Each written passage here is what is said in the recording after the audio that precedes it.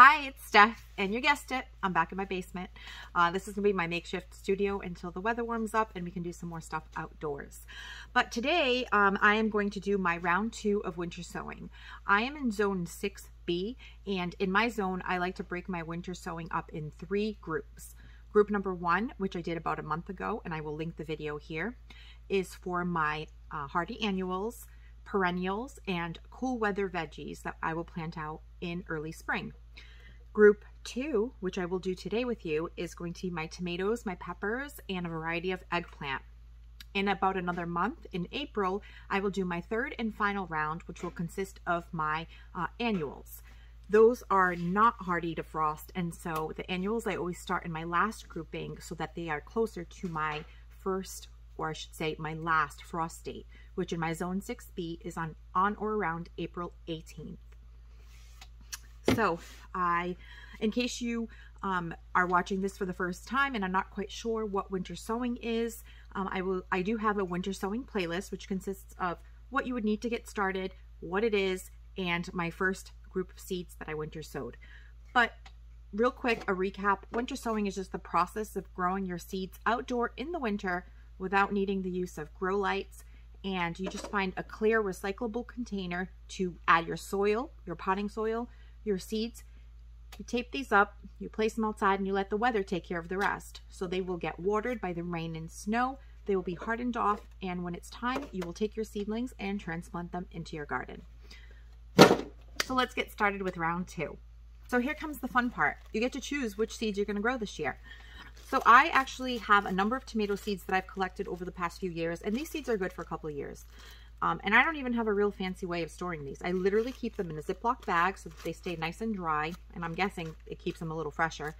And I keep them in a little a tote in my basement. So, but yeah, they do last a few years. So you don't have to buy seeds every year. You can use them for a couple of years and they'll still be fine. Your germination rate might start to decline a little, so just sow a little bit extra so that you can make sure that you still end up with some plants. All right, so which ones did I choose? What are the winners? So this year I'm going to grow the following varieties of tomatoes. I bought these all with my money. None of them are sponsored, so I don't have any reason to tell you which ones to get. I'm just sharing with you the ones that I like and that I am going to grow. All right, so this one is a burpee variety. I probably got this at like Lowe's or Home Depot, and it's a Brandywine pink tomato. I grew this one last year. It actually does have a pink hue to it, and they were delicious. This is a slicer variety, and it's indeterminate. There are 2 types of varieties of tomatoes that you can grow, an indeterminate and a determinate. The difference between them are an indeterminate will keep growing as long as you keep staking it and trellising it. It'll keep growing in height without any specific point where it'll stop. Where a determinate will grow to a certain height, set all of its fruit, and then it's done. So this one is indeterminate, and it's a beefsteak slicer tomato. So Brandywine pink.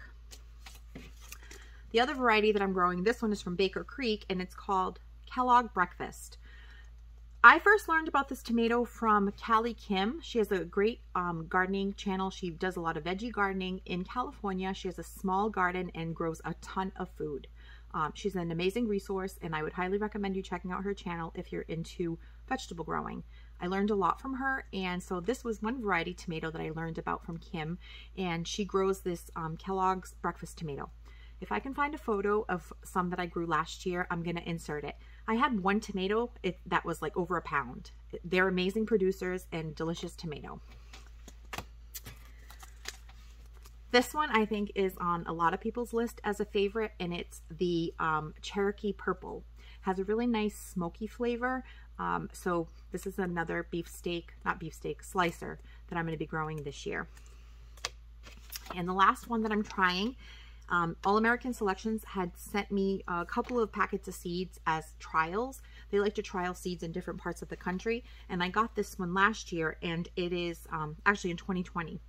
And this is a tomato Buffalo Sun, and it says it's an indeterminate beefsteak style tomato with a yellow, red, orange flame coloring on the outside and a nicely marbled interior. So it sounds interesting, so I'm excited to grow that one. So those are the 4 varieties of slicers that I'm growing. I don't have any sauce tomatoes picked out this year. In the past, I've grown Roma and San Marzano. I was not happy with the San Marzanos. I feel like they were too small. Romas have done well for me. They were pretty prolific. And here we are at the Romas. The vine isn't as tall as I had hoped it would be, but for what they did produce, they're beautiful. They're nice and large and healthy. So I can't ask for much more than that. And hopefully next year I can incorporate a few more slicers. But if you have a recommendation for a sauce tomato, please let me know in the comments below. Now, cherry tomatoes is the other category. And I grow from now on until I find something else that I like better. My favorite is this one. It is the M.I. Gardner Black Cherry Tomato. It's a version of the chocolate cherry tomato. No, they don't taste like chocolate. It would be good if a tomato tasted like chocolate. I bet I'd eat a lot more. But it is delicious.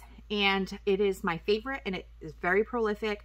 I get baskets and baskets, not huge ones, but like, you know, little baskets of tomatoes, probably from August through the end of September. I get a ton of these, and they're delicious. They also have like a smoky flavor. I eat handfuls of them right in the garden. Before, they don't even make it into the house a lot of times, but they're super tasty, and I highly recommend this version of cherry tomatoes. Again, it's the black cherry tomato from M.I. Gardner. Peppers. So I haven't had much luck with the bell peppers in the past. For whatever reason, my bell peppers never get really big. They never look like the ones at the grocery store. I get almost like a version of, you know how tomatoes will get blossom end rot? I almost get what looks to be like blossom end rot on my bell peppers. I'm not sure why that happens, but they don't do well for me. So I don't have any more bell pepper seeds, but even though I don't have them, I'm not going to run out and get new bell pepper seeds. I'm going to try 3 new varieties of peppers that I actually just placed an order on Baker Creek for, and I will insert that clip here so you can see the varieties that I got. I was going through my pepper stash. I noticed that I didn't have too many. I only had jalapenos left. So I decided to go on Baker Creek's website and order these 3 varieties to try growing this year. The Jimmy Nardello, Cubanelle, and King of the North, which is supposed to be good in my area in the Northeast. In addition to those 3 varieties of peppers, I'm going to grow my favorite pepper, which is the jalapeno. I actually make a recipe in the summer called jalapeno pepper chicken that my family loves, and it's highly requested, and they ask me to make it as soon as the jalapenos start ripening. We start making that dish at least once a week. So I'll share that recipe with you this summer once my jalapenos are up and going, but this is a favorite of mine. Take it from me though, if you're cutting jalapenos, wash your hands really well before you touch your eyes. I've done it before and it's not fun.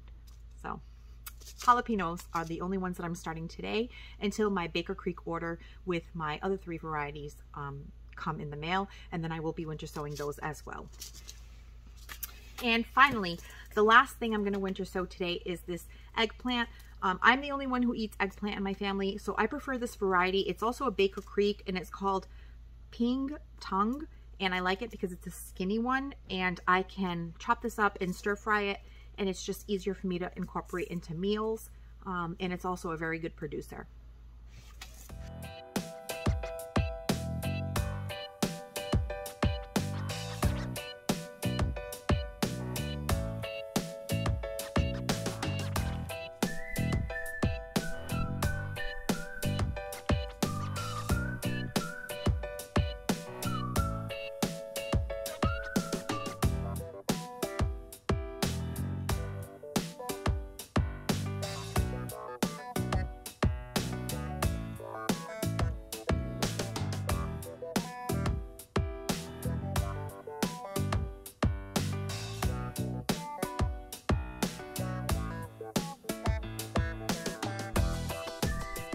I had 3 milk jug or water containers left. So what I did was I put 2 varieties in each of these containers. I divided them with some plant tags. You just want to be really careful and good with your labeling if you do that, to make sure that you know what variety is in which section.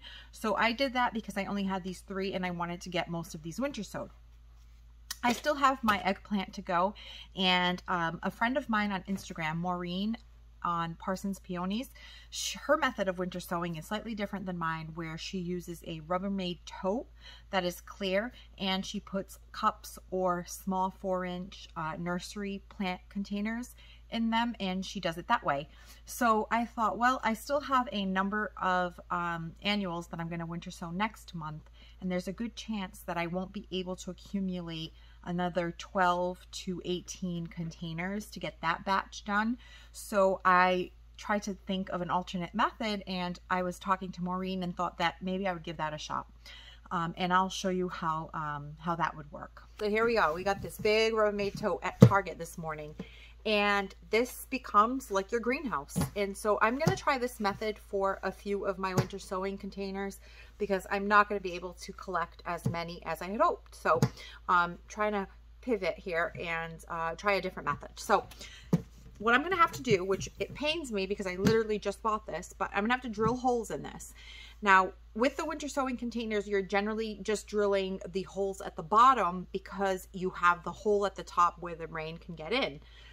In this case, because I have to keep this sealed, I'm going to need to drill holes on top for the rain to get in and on the bottom to allow for proper drainage.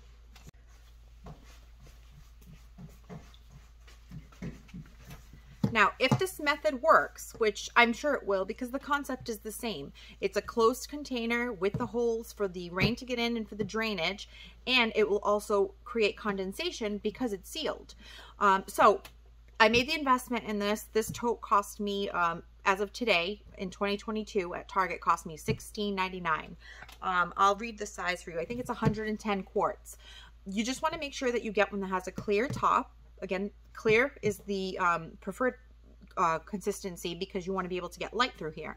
And also you want to make sure that it's tall enough for your seedlings to have headspace to grow. So I made the investment in this today, but I can use this every year going forward if this proves to be effective, which I'm pretty sure it will be. I don't see any reason why it wouldn't. So this is another option. I mean, $16.99 even after tax was still way cheaper than having an indoor grow setup. So I'll still be happy with that if it works out. Maybe next year I can get 1 or 2 more of these. I can stack them in the shed and have them to use each year going forward. So let's prep this container. Increased the bit size on the drill. When I was using the containers, the milk jugs and the water containers, I was using a 1/4-inch drill bit to drill holes in it. Because I need a bit bigger of a hole for this container, I moved the drill bit up to a 3/8 size. It's best to start with smaller because you always can make the hole bigger if you need to, but if you start with one that's too large, you can't go backwards.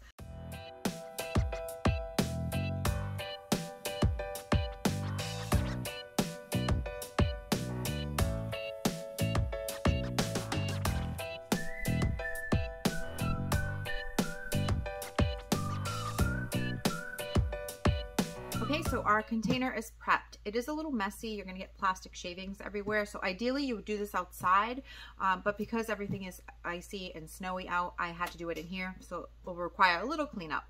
But now that our container is prepped, this is gonna become our greenhouse. And the next step is to just prepare your containers that you're going to put inside this tote. So what am I gonna use for containers? I wanted to use my 4-inch nursery cans that you get with your annuals in the summer. I keep a stack of them in my shed, but because I don't have access to my shed right now, I found some alternate containers that you can use.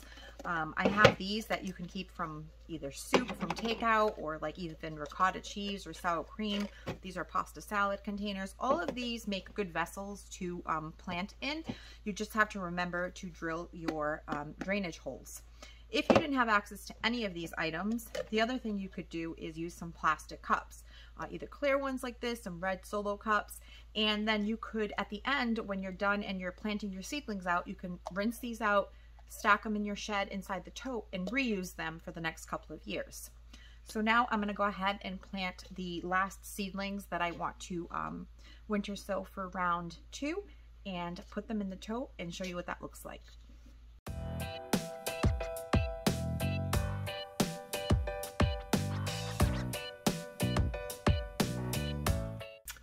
So here's my container.